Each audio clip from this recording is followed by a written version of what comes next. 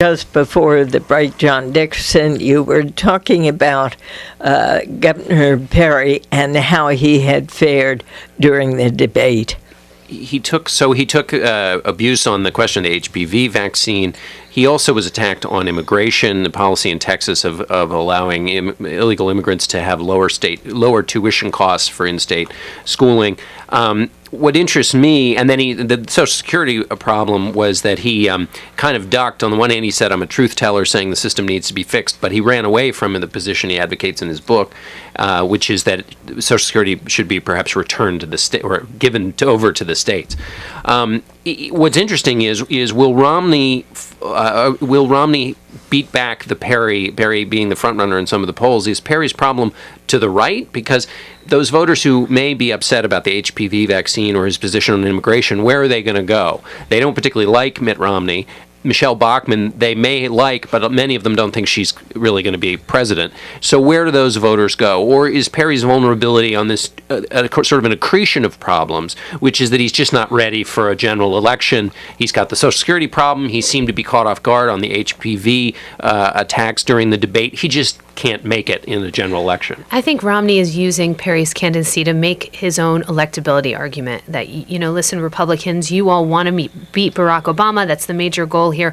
I'm the one who can do that. I'm going to be more palatable to independent voters on issues like Social Security, in particular. And so that's sort of his main argument now. And he's trying to define Perry before Perry can define himself. Jerry Pugh wrote a column the other day sort of bringing up the name of Ronald Reagan in connection with Perry. Well, it's precisely because of this electability argument. That was, in 1980, very much the argument within the Republican Party about Ronald Reagan.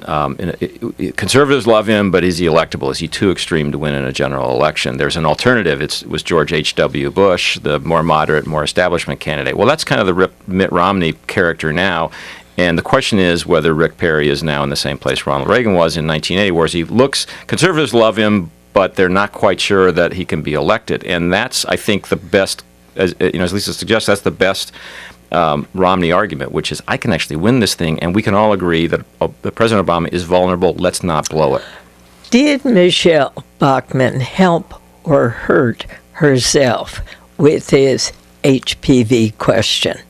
Well, I think that Rick Perry's taken so much of the oxygen out of the room for Michele Bachmann that I don't know what she can do. I think she probably helped herself with some people, marginalized herself with others, and ended up in basically the same position she was in, which was not a very good one. I don't think she helped herself. She helped Romney. She helped herself in a future Romney administration. Right. She talked about this woman that she had heard from, a mother who said her child had suffered mental retardation following an HPV injection.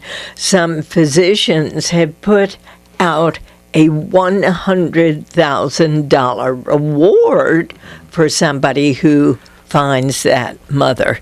Lisa.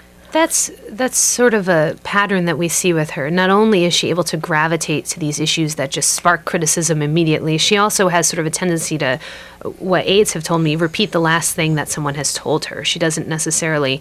So she heard that from mother, she spit it back out. But I think what's interesting is, we looked back at her career all the way back from when she was, a Minnesota school activist, and she was always able to glom on these issues or find these issues or was attracted to these issues that just exploded into sort of a lightning rod criticism, particularly social issues. So that's always been her career, and I think running for president is different than being on cable news, and that's what she's learning. Yeah, and I think that she said a couple of things in that exchange that just wouldn't stand up under scrutiny. I mean, if you're going to be against mandatory vaccinations on this front, what about mumps, measles? There's a whole and by the way, she said no on healthcare. There should be the government shouldn't be able to mandate that anybody buy anything. Well, what about auto insurance? It doesn't really hold together. I will also note one other thing, that where she is actually more with Rick Perry, but I think also they both may be having a problem with other parts of the Republican Party, which is on national security. They're essentially sounding neo-isolationist. Rick Perry's practically saying we shouldn't have been in Iraq in the first place, and that's good with the Michele Bachmann, Ron Paul part of the party. But the neocon part of the party hears that and they think, that's really not the national security message we want to hear either.